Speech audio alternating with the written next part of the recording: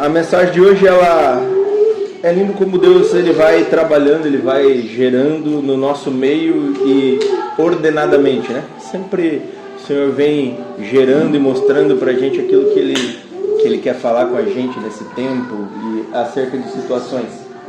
E essa semana, enquanto eu estava buscando a palavra, o Senhor foi mostrando algumas coisas. E no nosso estudo de sexta-feira é como se todo mundo estivesse lá no carro, no quartinho, nos lugares onde eu busquei a palavra de Deus, porque Deus foi falando para os irmãos que são visitantes. A gente tem um estudo de sexta-feira onde a gente compartilha da palavra. E assim, cada pessoa que ia falando separadamente vinha falando acerca de... Tudo convergia para aquilo que Deus estava falando. E é gostoso isso, porque é Deus testificando e mostrando para a gente aquilo que Ele quer trabalhar, aquilo que Ele quer fazer, aquilo que Ele quer se movimentar. E esse é o espírito, essa é a essência que eu creio de uma igreja. Deixar que Deus flua, deixar que Deus tenha liberdade para que Ele manifeste, para que Ele fale, sem a gente intervir com estratégia ou com religiosidade que engesse, que coloque Deus como se Deus tivesse que estar num trilho. E o tema, o título dessa mensagem, se fosse para dar um título, seria Senhor ou Servo? E o Espírito Santo perguntou para mim, enquanto eu estava procurando, meditando nele, nessa palavra, o que realmente Jesus era para mim como igreja, para mim como servo, como filho. E lógico que mais que depressa eu procurei já dizer que Jesus para mim era Senhor. E aí Jesus faz aquelas situações que deixam a gente constrangido já de cara, né? Com o amor que Ele tem, Ele nos deixa constrangido. E aí Ele começou a mostrar algumas situações em que Jesus não estava sendo Senhor na minha vida. Algumas situações em que eu estava dizendo assim, tá, peraí Jesus, nessa área aqui deixa que eu decido. Nessa área aqui, até aqui tu pode vir, mas a partir dessa área aqui deixa que eu escolho, que essa área já é mais confortável para mim, eu já sei, não precisa o Senhor se desgastar. Quantas vezes a gente pensa assim, né? A gente quer agir por Deus, agir por Jesus, ao invés de entregar completamente as situações da nossa vida e todas as áreas da nossa vida nas mãos dele. E isso que eu estou falando são situações cotidianas, nada intencional. E é sobre isso que o Senhor quer falar com a gente nessa noite. Nessa noite não, nessa manhã, o hábito. Porque nas coisas sutis, a gente perde às vezes a direção de uma situação que lá na frente Deus já determinou.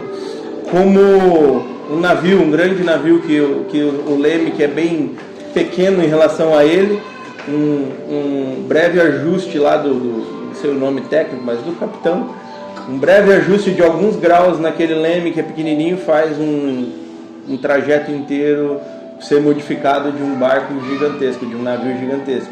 Assim o Senhor falou que é na nossa vida também, nas pequenas coisas, nas coisas sutis que a gente acha, mas sei lá, com isso aqui eu nem preciso incomodar Deus, com isso aqui eu nem preciso incomodar e pedir a direção. É uma coisa tão simples, às vezes é uma coisa boa que a gente acha que é plausível pra gente.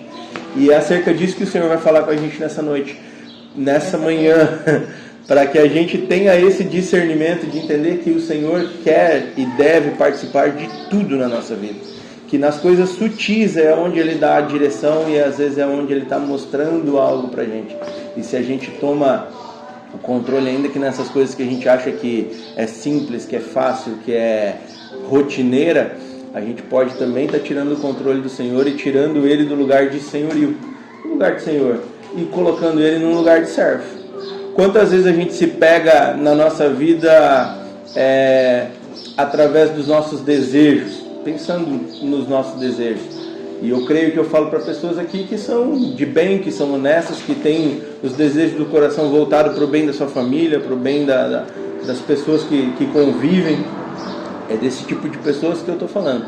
Mas ainda nesse bem, todas as vezes que a gente tira o controle do Senhor e traz para a nossa vida, para as nossas mãos, a gente também está colocando o Senhor no lugar de servo. Amém? Se a gente parar para pensar, todos nós temos a utopia ou o desejo de ter um bom casamento, bons filhos, um bom lar, talvez um bom carro, um bom... Oi, Lula? Então deixa o desejo nas mãos de Deus que vai dar.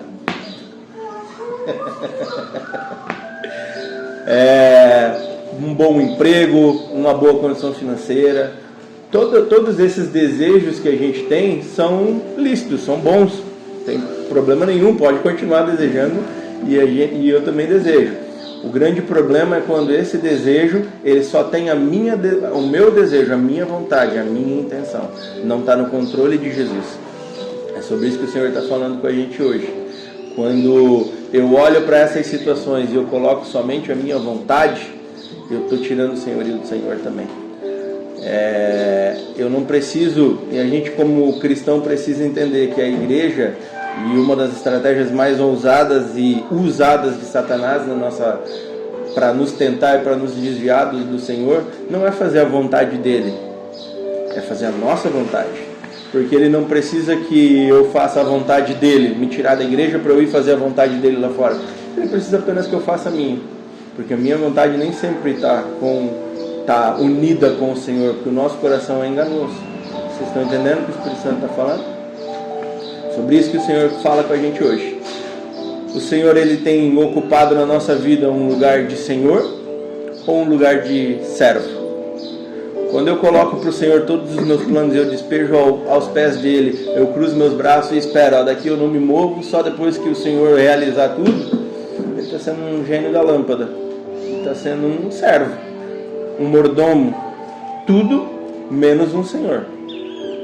Agora quando eu apresento diante do Senhor, Senhor, essas são as minhas vontades, esses são os meus desejos, era isso que eu gostaria para a minha empresa, era isso que eu gostaria para a minha família, era isso que eu gostaria para o meu ministério, era isso que eu gostaria para a minha vida, para a minha família, para todos. Mas que a tua vontade seja feita, Senhor. Apesar dessa ser a minha vontade, eu sei que a tua é melhor. E eu sei que tu pode fazer e me direcionar para fazer. Amém? Amém. A palavra de hoje ela está em Lucas capítulo 6. A partir do versículo 46 até nós vamos ao 49. Amém? Diz assim a palavra do Senhor: Por que vocês me chamam Senhor, Senhor, e não fazem o que eu mando? Eu vou mostrar a vocês a quem é semelhante todo aquele que vem a mim, ouve as minhas palavras e as pratica.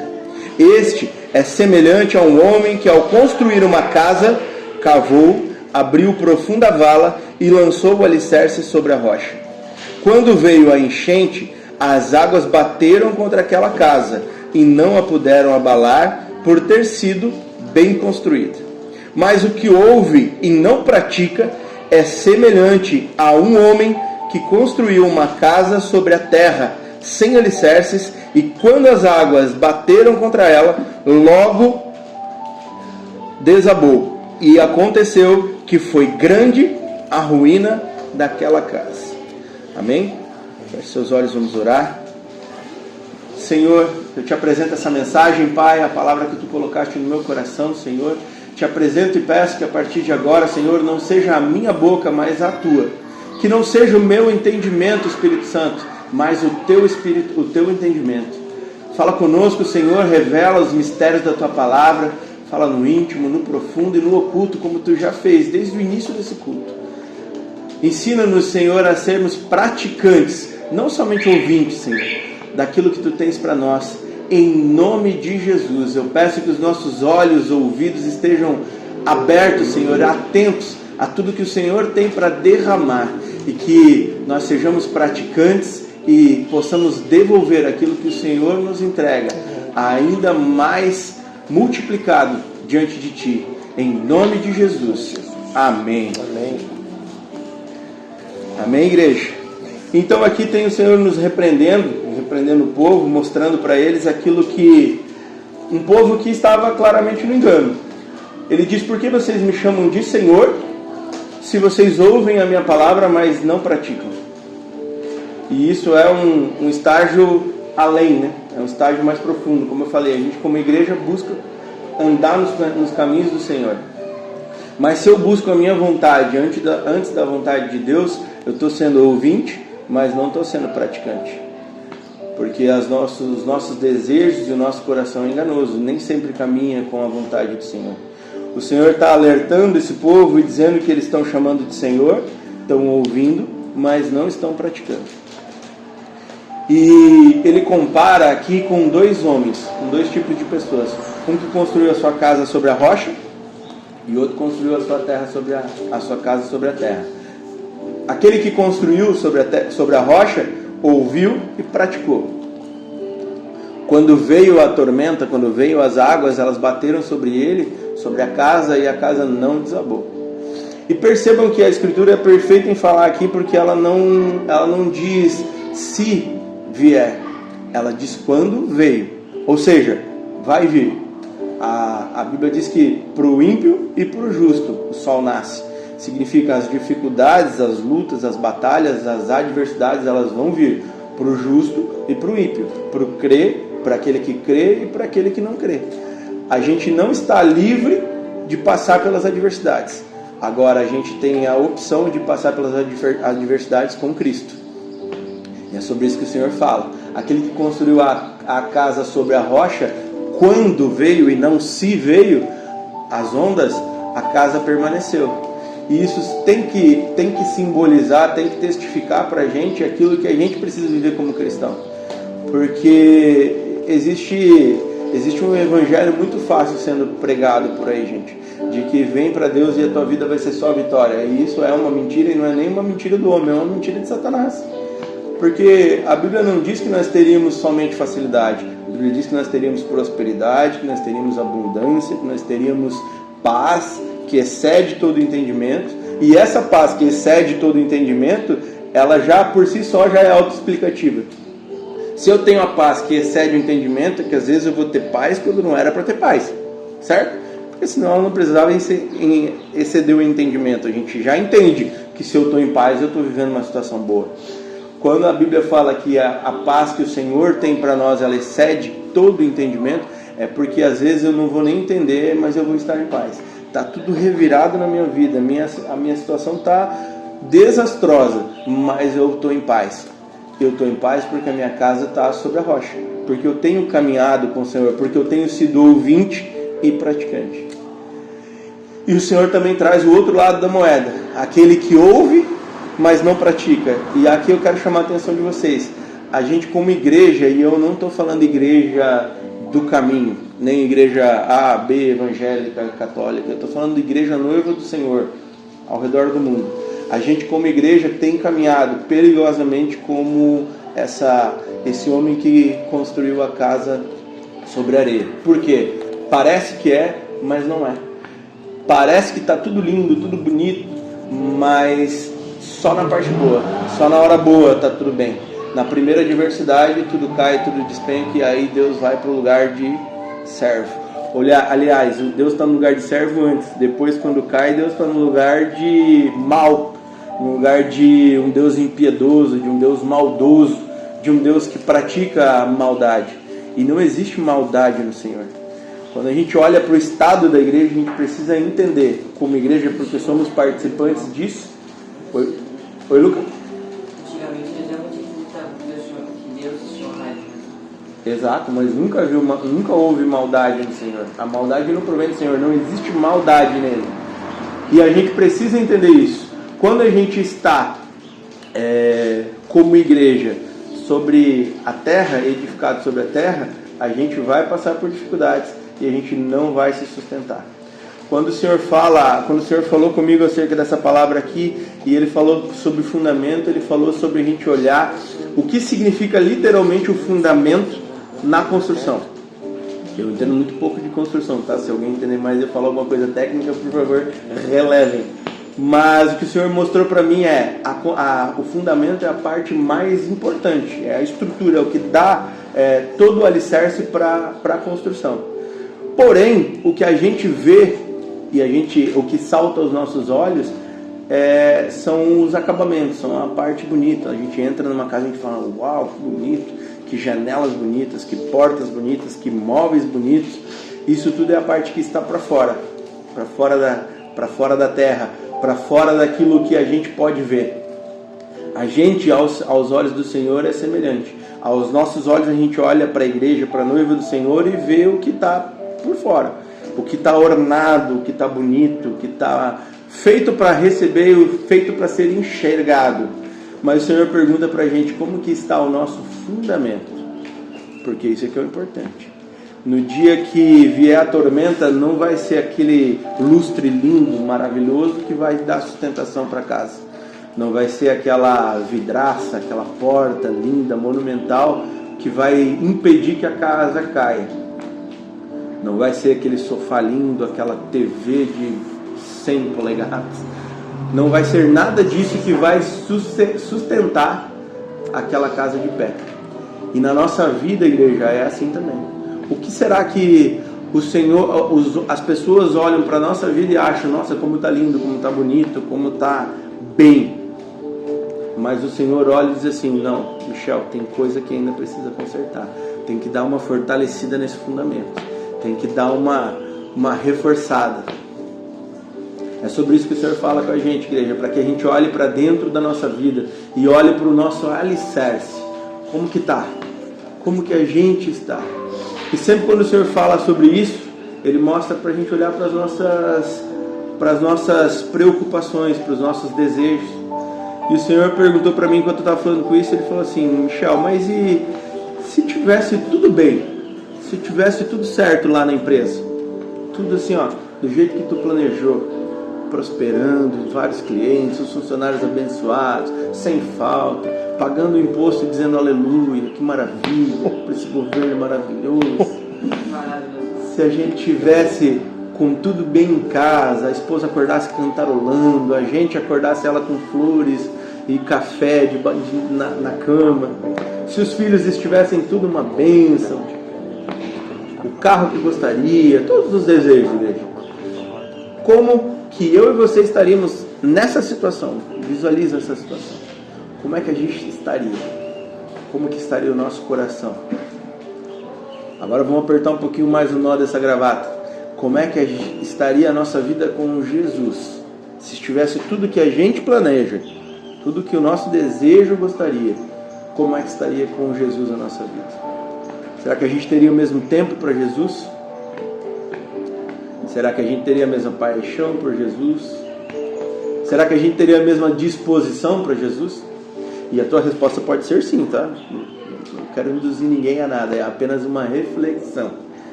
Mas se a tua resposta ser sim, você está muito próximo de chegar nesse objetivo, nesses desejos. Porque significa que os desejos que você coloca na presença de Deus estão de acordo com a vontade de Deus. Mas se a tua resposta é eu acho que não, talvez aqui sim, ali não, nessa área sim, nessa área não, talvez essa área seja a área que Deus ainda está guardando, porque se a onda bater nessa área ali, vai desmoronar. Vocês estão entendendo o que o Espírito Santo está falando, igreja? Tem áreas que a gente pensa estar pronto, que a gente pensa estar firme para receber, e Deus tem essa bênção para a gente, mas a gente ainda não está firmado na rocha nessa área. Existem áreas da nossa vida que às vezes a gente não entrega totalmente ao Senhor. E nessa área o Senhor diz, aqui eu estou sendo mordomo. E o meu papel não é de mordomo. Eu sou Senhor. O Senhor pagou um alto preço na cruz para que Ele tivesse esse papel de Senhor na nossa vida. E não era opcional.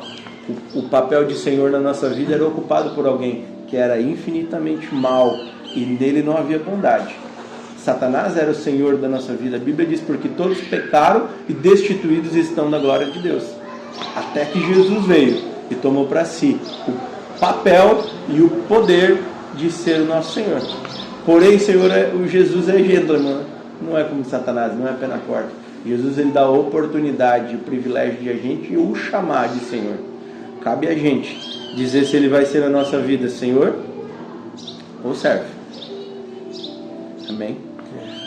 Quando o Senhor falou comigo sobre essa situação, Ele me colocou um pensamento, um raciocínio que foi bem bacana. Ele falou, o Senhor, Jesus, Ele não pode ser a opção de quem precisa. Ele tem que ser a decisão de quem conhece. Vou repetir. Jesus, ele não pode ser a opção de quem precisa. Ele tem que ser a decisão de quem conhece. E por quê? Porque a opção significa que eu posso trocar. O Júnior optou hoje por vir com essa cor de blusa. Ele podia ter optado por uma preta, por uma verde, por estar na paleta da banda, como o Ramon falou. Mas ele optou, ele fez uma opção. Significa que isso é pro resto da vida dele? Não. A opção, igreja, só faz quem precisa. Se eu e você optamos por Jesus ser nosso Senhor, significa que nessa área, naquela área ele é Senhor, mas naquela outra eu opto por eu ser o Senhor. E de novo, presta atenção aqui. Não precisa o diabo ser o Senhor dessa situação, dessa área da tua vida. Basta ser você. Basta ser eu, o Senhor daquela área, e eu estou tirando Jesus do lugar dele, do lugar de Senhor. Quando eu opto por ele, significa que eu preciso. E Jesus nunca quis esse lugar de ser necessário. Ele quer esse lugar de ser amado, de ser bem-vindo, de ser bem-quisto, de ter o lugar de senhorio. E isso tem que ser decisão. Quem conhece, decide. Eu decidi casar com a Brenda quando eu conheci. Antes podia ser uma opção, porque eu só precisava de uma esposa. Eu nunca contei o nosso testemunho aqui, mas e acho que vai ser um pouquinho hoje. Eu em um determinado momento da minha vida saí da igreja, me afastei dos caminhos do Senhor e construí a minha casa totalmente sobre areia, mesmo sendo conhecedor do Senhor. E precisou que o Senhor mandasse as águas, porque elas não são opcionais, elas vão vir, para que tudo caísse. Caiu a casa, caiu o emprego, caiu o casamento, caiu todos os bens, caiu tudo que o meu desejo planejava, tudo que eu, como Senhor da minha vida naquele momento, planejei. Depois disso, o Senhor começou a obra de novo. E é dolorido, mas é muito gostoso. Pode parecer estranho, mas quando Deus começa a refazer, primeiro que Ele não vai começar do telhado, Ele vai começar do fundamento, como a palavra diz. É lá no começo. Ele tira tudo que não provém dele. Tudo que ele foi mordomo, ele vai tirando. Tudo que foi eu que coloquei como Senhor, ele vai tirando. E aí quando está tudo plano, ele diz assim, agora nós vamos fazer certo. E aí ele começou de novo. Fazer o fundamento. Aí sobre a rocha. E por 3 anos, eu já tinha 30 anos, por 3 anos eu fiquei orando e esperando por uma esposa. E talvez demorou 3 anos porque em muito desse tempo eu precisava de uma esposa. E quando a gente precisa, a gente vai só optar. E se a gente precisa, a gente vai trocar, a gente vai optar, a gente vai mexer. E aí vai ser uma opção, não vai ser uma decisão. E nesse tempo, enquanto Deus estava gerando no meu coração o real objetivo de ter uma esposa, de ter uma família alicerçada na rocha, o Senhor estava me mostrando que eu não precisava. Eu não precisava optar por simplesmente precisar de uma esposa. Eu precisava decidir e conhecer uma esposa. E foi assim que Deus fez. A história minha e da Brenda é um pouco longa, mas um pedacinho eu vou compartilhar. Depois desses 3 anos a gente se conheceu. Deus ainda colocou a gente numa situação de um documento que precisava ser assinado para a gente poder casar. Então depois desse tempo ainda ficou 1 ano e 8 meses a gente namorando, com 30 anos. A gente conseguiu se manter em santidade, esperar no Senhor, buscar de verdade no Senhor. Realmente o Senhor rebobinou a fita, foi lá atrás, tirou tudo e começou tudo do zero para fazer o alicerce. E foi um período obviamente bem difícil, bem conturbado, porque não é fácil, mas a paz que excede todo entendimento habitava em nós, porque a gente conseguiu superar e hoje dá até saudade daquele tempo. Eu brinco que nos finais de semana a gente se encontrava e ficava junto, e aí quando eu estava meio passadinho, ela me botava para fora da cama e eu dormia no pé que nem um labrador. E ali Deus foi gerando em mim o quanto eu decidi ter uma esposa, porque eu precisava conhecer essa esposa. E aí eu tive a decisão de ter uma esposa.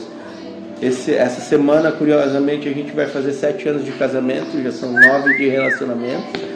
E ele tem sido uma bênção, gente. É lógico que as ondas batem, né, amor? Muitas, não são poucas, porque de novo a palavra diz que não era não era condicional, era convicto, era convicção. As ondas vão se levantar, mas com a casa alicerçada sobre a rocha, a gente passa por essas situações. E sempre quando a gente olha para trás por essas situações que a gente passou, a gente lembra com saudade, com alegria e vê o quanto foi bom, o quanto Deus fez na nossa vida. E é isso que o Senhor faz na nossa vida hoje de manhã. A gente olhar para a obra que o Senhor fez, porque a obra que Ele faz, o alicerce que Ele constrói, Ele pode mudar depois, fazer uma reforma e ampliar a casa. Ele pode dar móveis novos, Ele pode dar decoração nova, transformar a casa, deixá-la mais bonita, mas ela jamais vai se abalar. Ela jamais vai ser abalada. Vocês estão entendendo? Hoje, quando eu olho pro... Pode falar, Lucas. É que eu não ia falar, mas deixa eu terminar que eu falo. É? Tá bom, fique em paz. Eu ia falar a palavra, um outro exemplo que eu ia falar. Tem a ver? Pode falar então. Por exemplo, nós veio ele quis fazer umas modificações dele. Ele quis vocês comprando um carro. Tenho que só quer melhorar o carro e eu quis saber como é que você cuida e melhora o carro. Que não sabe como se cuida e só quer melhorar, vai acabar batendo o carro um dia, ou provavelmente vai acabar tendo um carro quebrado. Porque sabe cuidar e que melhorou sabendo o que pode melhorar o carro, até hoje está andando muito bem. E a gente pode trazer para a realidade, para a nossa realidade, para aquilo que o Senhor está falando, que quando a gente coloca a nossa vontade nesse projeto do carro, a gente está estragando o projeto original do Senhor. E é exatamente isso que o Senhor fala para a gente hoje. O projeto original dele é perfeito. Se a gente quiser rebaixar, se a gente quiser botar outra roda, não vai funcionar. Não é assim que o Senhor trabalha. Quando a gente bota a nossa vontade, a gente tira também o lugar de Senhor de Jesus na nossa vida. O Senhor é ordeiro em todas as coisas. Foi assim que a gente começou a palavra, começou a mensagem. E Ele é ordeiro da nossa vida também. E a gente precisa olhar, eu quero que a gente faça essa reflexão hoje, de olhar para a nossa vida, para as áreas da nossa vida que o Espírito Santo traz no nosso coração e diz assim, ó, aqui ainda não está completamente na rocha. Aqui ainda não está completamente como o Senhor. Aqui Jesus ainda está tendo um papel de mordomo, um papel de servo. E Jesus não é nosso servo. O servo da história somos nós. E precisa ser prazeroso e alegre para a gente ser servo do Senhor. Ser servo de Jesus. Porque Ele largou toda a sua majestade, toda a sua glória, tudo que havia de bom, tudo que havia de precioso, para que Ele viesse aqui nesse lugar, como pessoa, como homem, viver todas as nossas dores e tomar sobre Ele a cruz, o castigo e nos dar a salvação. Isso por si só já deveria ser o nosso motivo principal, para que a gente entregasse tudo nas mãos dEle, todas as rédeas da nossa vida nas mãos dEle, para que Ele seja realmente Senhor. Mas Ele não para por aí. Ele ainda é um Deus galardoador. Assim, sempre que nós caminhamos junto dEle, sempre que nós entregamos a nossa vida a Ele como Senhor, Ele nos recompensa. Eu quero ler pra gente aqui Provérbios 3, que ele mostra pra gente como uma receita de bolo.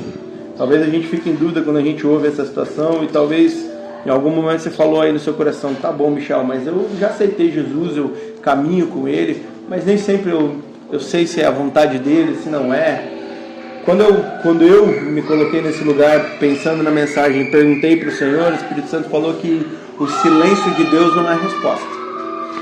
E muitas vezes a gente pergunta, ouve a resposta, mas não agrada a resposta do Senhor, porque não é aquilo que a gente queria ouvir.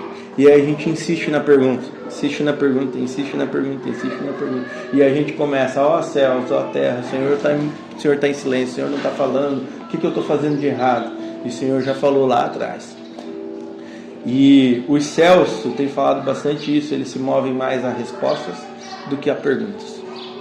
Se Deus não falou, não é tempo de se movimentar. Mas se Deus falou, ainda que seja contrário àquilo que a gente esperava, dá o passo. Amém? Provérbios 3 diz assim: não permita que a bondade e a lealdade o abandonem. Prenda ao redor do pescoço e escreva-as no fundo do coração. Então você conseguirá favor e boa reputação diante de Deus e das pessoas. Confie no Senhor de todo o coração. Não dependa de seu próprio entendimento. Busque a vontade dele em tudo o que fizer, e ele lhe mostrará o caminho que deve seguir. Já podia parar por aqui, né? Não se impressione com a sua própria sabedoria. Aleluia. Tema o Senhor e afaste-se do mal. Então você terá saúde para o corpo e força para os ossos. Honre o Senhor com suas riquezas e com a melhor parte de tudo que produzir. Então seus celeiros se encherão de cereais e seus tonéis transbordarão de vinho. Meu filho, não rejeite a disciplina do Senhor. Não desanime quando Ele o corrigir, pois o Senhor corrige quem Ele ama, assim como o pai corrige o filho, a quem Ele quer bem. Receita de bolo, né? Provérbios 3, do 3 até o 12. Para quem quiser relembrar aí de vez em quando a receita do bolo. Primeiro de tudo, a bondade e a lealdade não devem se afastar da gente.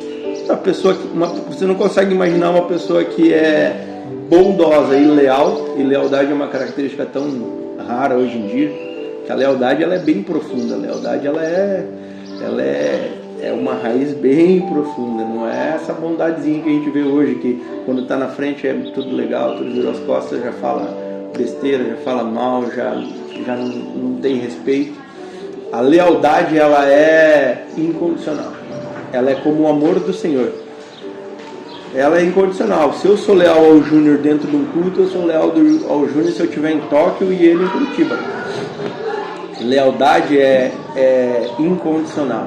Uma pessoa bondosa e lealdade, ela não se desvia daquilo que o Senhor faz. Se eu e você conseguirmos ser bondoso e leal ao Senhor, o resto não precisa nem se preocupar com a resposta do Senhor. Ele vai direcionar.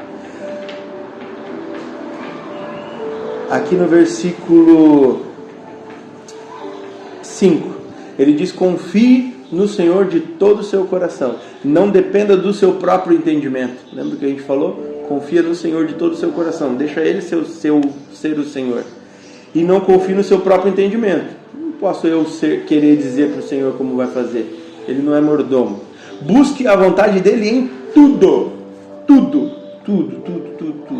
Ah, mas eu vou, sei lá, pegar um bichinho de estimação. Vai ser um coelho, um gato, um cachorro, uma arara. O Senhor se importa com isso. Ah, mas Michel, é um detalhe tão pequeno. Mas aí tu compra uma arara, não era para ser uma arara, causa tribulação com o vizinho de cima e gera contenda e dá um problema. Tudo, o Senhor quer participar de tudo da nossa vida, igreja. Busque a vontade dEle em tudo que fizer, e Ele lhe mostrará o caminho que deve seguir. Aqui a gente já pode parar. Se eu for bondoso, leal, e buscar Ele em tudo que eu fizer, Ele vai mostrar o caminho. Essa é a receita, igreja. O problema é que a gente complica, né? A gente, até como igreja, no momento de direcionar. Ah, mas você tem que fazer esse dogma, você tem que usar calça comprida, você tem que usar calça curta, você tem que falar tal língua, você não pode falar com tal pessoa, você não pode ir em tal lugar.